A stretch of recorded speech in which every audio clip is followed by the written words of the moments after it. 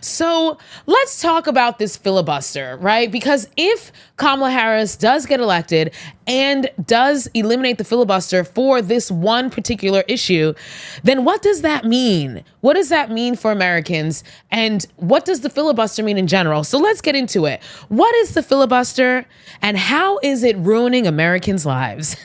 Because it surely is, and we're going to talk about it. So the filibuster is essentially a rule that came about by accident. It was an unintended byproduct of a Senate rule change, okay? It was not originally in the Constitution.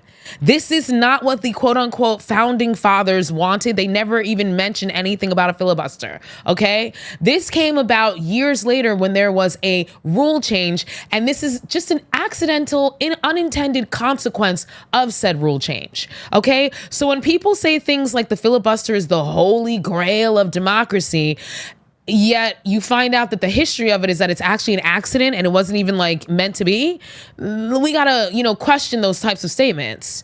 So in order to understand the filibuster, you have to understand how the Senate works, okay? Remember, we have the House of Representatives, the Senate, and the executive branch, right? So the Senate works like this, okay? You have debate, vote to end the debate, and then vote on the actual legislation that you were debating. Did you pick up what I put down? Okay. So if you have legislation that you want to bring into the fold and you want to make it into law, you have to bring it up for debate, first debate. Then there's going to be a vote to end the debate and say, you know what, we're ready to vote on this. And then if you get enough votes to end the debate, then you have the actual vote on the actual issue. Debate, vote, vote. Okay? That's how it works. That's how it started out originally as well. All right? So originally in the Senate, there was no filibuster, okay? In order to end debate, all you needed was a simple majority in order to end the debate. A simple majority to agree that we're done with debating, let's put this up for an actual vote, okay? What's a simple majority? 51-50, okay? 51%, 50. And all you need is one more vote than the other side in order to end debate and actually put the bill up for an actual vote on the actual bill, right? However, in 1805, Vice President Aaron Burr eliminated the vote to end the debate in order to encourage more debate. So originally it was debate, vote, vote. Now, Aaron Burr got rid of that middle vote that says whether or not you guys want to end the debate or you want to continue the debate. He got rid of that, and now it was just vote. It was just debate, vote, debate, vote.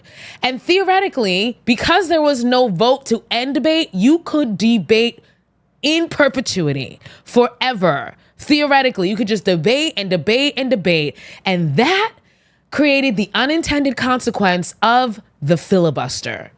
The filibuster, where you can keep the debate going on and on and on if you know that the legislation has the votes to pass, but you want to keep it from passing. If you're in the minority group and you want to keep that legislation from passing, you can now, after 1805, because of this change by Vice President Aaron Burr, you can now filibuster, which is just another way of saying you can just continue to debate and debate until you're blue in the face in order to prevent an actual vote from happening and hopefully prevent the legislation from becoming law, okay? And you can filibuster doing anything. Infamously, people have been known to filibuster reading the phone book, right? Remember phone books? You can, Ted Cruz was infamous for debate, filibustering with green eggs and ham, okay? As long as you keep talking, you can talk about anything that you can keep that filibuster going. That was in 1805, okay? And This change happened, which subsequently created this accidental filibuster opportunity, but the filibuster wasn't used that much, and it wasn't really that much of an issue. You know, the Senate at that time was still very small, and so it was really hard to create a bunch of factions who could actually, like, you know, torpedo legislation. And if you really wanted to filibuster, there was only so many people, you were gonna tire out, okay? So the filibuster at this point is really not used that much. It exists. It is a tool that is available, but it's not really used that much. And then we get to 1917. Woodrow Wilson is president. He wants funding for the war.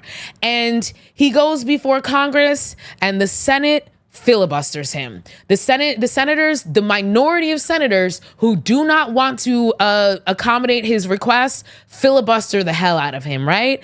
And this pisses Woodrow Wilson off. And he says, you know what?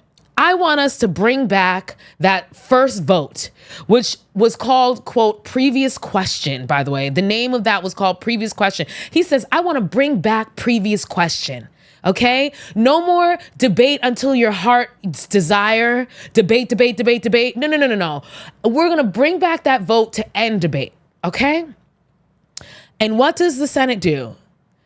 They tell him hell no, because obviously they can see the power that this filibuster carries, right? And they don't want to give up that power. And so after some negotiations, they finally settle on, okay, we'll bring back previous question, AKA the first vote, the decision to end the debate. We will bring that back only with a 2/3 majority. So before, it was a simple majority. You could vote to end debate and force the vote on the actual legislation with a simple majority. Now you have to have a 2/3 majority, a much higher threshold. But that was the negotiation that the common ground that they found, okay? Now, again, the filibuster now being essentially strengthened, or not really strengthened, but not actually minimized, but still strengthened in a way. The filibuster is still not being used that much. It's still, at this point, is not being used that much, right? 1917, we have the change, Years and years go by. And then we see our first big jump in filibuster use. And this occurs during the 1950s. Folks, let's use our brain, our memory. What was going on in the 1950s?